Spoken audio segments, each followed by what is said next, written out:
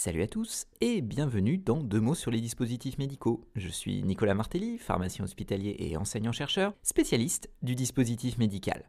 Une fois n'est pas coutume, mais c'est peut-être une coutume qui est bonne à prendre, je voudrais commencer ce podcast par un grand merci à tous mes auditeurs. Vraiment, c'est un très grand plaisir de voir que la communauté de 2 mots sur les dispositifs médicaux grandit de jour en jour, alors que ce soit sur YouTube ou parmi les auditeurs du podcast sur smartphone et autres supports. Un grand merci de votre fidélité. J'espère que cette communauté va prospérer et je vous invite à travers ce petit mot de remerciement à ne pas hésiter à faire partager 2 mots sur les dispositifs médicaux à votre entourage, aux gens qui veulent en savoir plus sur la santé en général et sur l'utilisation de ces produits de santé merveilleux que sont les dispositifs médicaux. Et n'hésitez pas non plus, pour ceux qui ne l'ont pas encore fait, à vous abonner et à rajouter des likes ou des étoiles. Ça aidera le podcast sans aucun doute à se faire connaître et à faire prospérer cette belle communauté. J'en arrête là avec les remerciements et je vous annonce dans ce 3e numéro d'actualité sur les DM qu'on va revenir sur les infos qui m'ont marqué au cours de ce mois d'avril. Allez, c'est parti.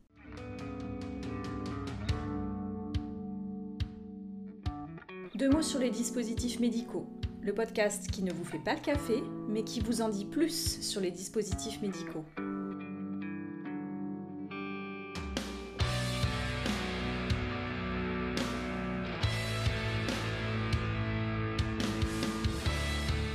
La première info concerne les panels d'experts créés par le nouveau règlement européen et qui sont, roulement de tambour, fonctionnels depuis le 1er avril. Et c'est pas une blague. De quoi s'agit-il ? Le nouveau règlement européen a introduit de nouveaux groupes d'experts, connus sous l'appellation de panels d'experts, qui ont un rôle très important dorénavant dans la procédure de mise sur le marché de certains DM, en particulier les DM de plus fort risque selon la classification, à savoir les classes 3 et ceux de la classe juste en dessous, les 2B, et dans ceux-là, dans les 2B, plus spécifiquement ceux qui disposent d'une source d'énergie destinée à administrer et ou retirer des médicaments. Donc vous voyez que c'est assez précis. Pour ces DM, donc tous ces DM dits à risque, il est en effet nécessaire dorénavant que l'organisme notifié présente à ses experts le dossier technique réunissant les données cliniques que le fabricant a soumis à ce même organisme notifié. Les experts, dans cette nouvelle procédure, vont analyser la pertinence de ces données cliniques et émettre un avis favorable ou défavorable sur ce qui a été entrepris pour évaluer le DM cliniquement parlant. Si l'avis est défavorable, l'organisme notifié doit se justifier. Mais attention, ce n'est pas bloquant, aussi étonnant que cela puisse paraître. En effet, les panels d'experts n'ont pas de pouvoir de sanction ou de blocage. C'est donc l'organisme notifié qui reste totalement maître de la délivrance du marquage CE ou pas. Néanmoins, il n'est pas sûr que les organismes notifiés aillent à l'encontre des avis de ces panels d'experts. Surtout que ces avis seront versés dans la base de données européenne EUDAMED, on en a déjà parlé, et qu'on peut tout à fait imaginer que les autorités compétentes, en France ce serait l'ANSM, puissent mettre leur nez dans cette base de données et prendre des mesures de sanction, de restriction disons, suite à un avis négatif sur un DM par ces panels d'experts. Alors ici, ce n'est pas le seul rôle de ces panels d'experts, qui auront aussi plus globalement un rôle de conseil sur la stratégie d'évaluation clinique auprès des fabricants d'une part, des organismes notifiés ou encore même de la Commission européenne. Par exemple, un fabricant pourra aller consulter précocement ces panels pour demander un avis sur le plan de développement clinique qu'il souhaite mettre en œuvre pour son dispositif médical. D'où viennent ces experts ? Eh bien, il y a eu un appel à candidature pour en faire partie, il y a déjà un certain temps, et un certain nombre de prérequis en matière d'expérience sont demandés, une prérequis d'expérience dans une spécialité médicale ou dans le domaine du DM en général, mais également des prérequis en matière de conflit d'intérêts, vous vous en doutez. Donc c'est la Commission européenne qui désigne ces experts, et donc ça, c'est l'info du mois, ça y est, ils sont là, ils sont prêts, youhou !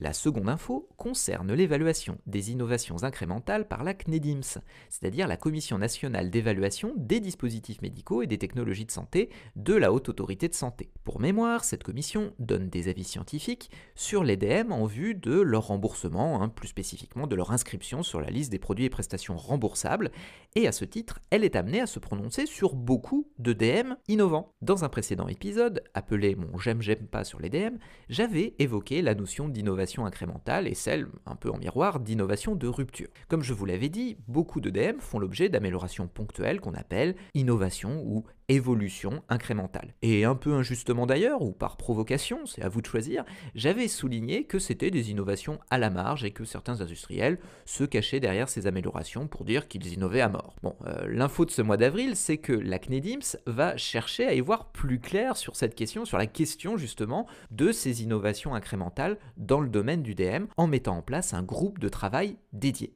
En effet, dans sa note de cadrage publiée au début du mois d'avril, la CNEDIMS fait le constat que de plus en plus de ses avis concernent des évolutions de gamme et donc à se prononcer sur le fait que la version nouvellement présentée est au moins équivalente à la précédente, voire, on l'espère très fort, mieux. Or, pour cela, il faut des preuves, en d'autres termes, des données cliniques qui appuient et justifient que c'est pareil ou que c'est mieux. Cette note de cadrage précise que bien souvent, seul un argumentaire technique est fourni par l'entreprise commercialisant le DM, mais pas de données. Eh oui, la question posée à ce groupe de travail est donc comment évaluer ces innovations incrémentales? Données or not données, that's the question. Ou plutôt, quelles données pour quel type d'innovation incrémentale?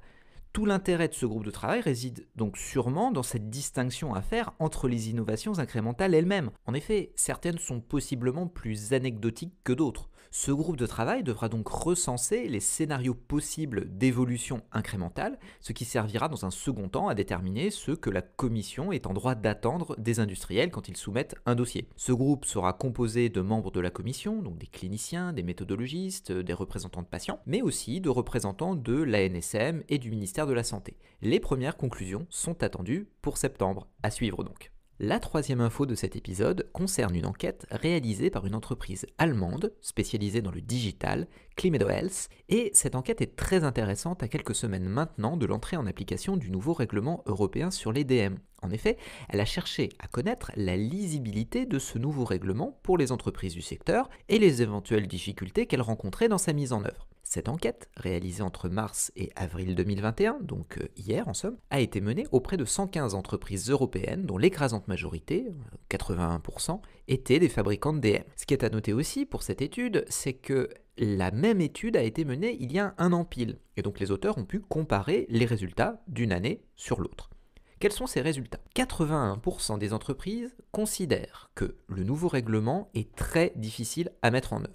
Donc c'est ma traduction peut-être un peu approximative de very challenging in English. Contre 77% en 2020. Donc malgré le report d'un an du nouveau règlement européen, on a une augmentation des difficultés rencontrées par les entreprises, ce qui est à noter. Parmi les points critiques soulevés, 70% des entreprises ont rapporté l'augmentation des coûts, 59% le manque de clarté du règlement et 54% les prérequis nécessaires en matière d'investigation clinique. Plus précisément, 31% ont estimé que cette augmentation des coûts représenterait entre 5 et 10% de leur chiffre d'affaires annuel, et 13% plus de 10%. Parmi les points positifs, oui, il y en a aussi, la traçabilité et la transparence étaient perçus comme les plus grands apports du nouveau règlement, pour environ 40% des sondés. Mais notez tout de même que 32% des sondés ne voyaient aucun effet bénéfique du tout à ce nouveau règlement. Au rayon des vœux pour le futur, 75% voudraient des recommandations claires de la part de la Commission européenne, 50% demandent un accompagnement par des professionnels et 39% souhaiteraient plus d'événements en lien avec des formations ou d'informations sur le nouveau règlement européen. Qu'est-ce qu'on retient? Que les entreprises du secteur à la veille du jour J ont encore beaucoup de questions sur l'application du nouveau règlement, qu'elles voient cela comme un gouffre financier et en matière de temps consacré à sa compréhension. Bref, tout va bien. En résumé, les panels d'experts sont fonctionnels depuis le 1er avril pour mettre en place la nouvelle procédure de consultation et d'évaluation des données cliniques pour les DMs à risque. La CNEDIMS, dans une note de cadrage, va mettre en place un groupe de travail chargé de réfléchir à l'évaluation des évolutions incrémentales des DM. Enfin, une enquête récente montre que le nouveau règlement européen sur les DM est pour les entreprises du secteur encore bien obscur et perçu comme un lourd investissement en temps et en argent. Pour aller plus loin sur ces sujets, je vous invite à consulter les notes de cet épisode. Ici s'achève cet épisode de 2 mots sur les dispositifs médicaux. Encore merci beaucoup pour votre écoute et on se retrouve bientôt pour un nouvel épisode. À très vite, salut à tous!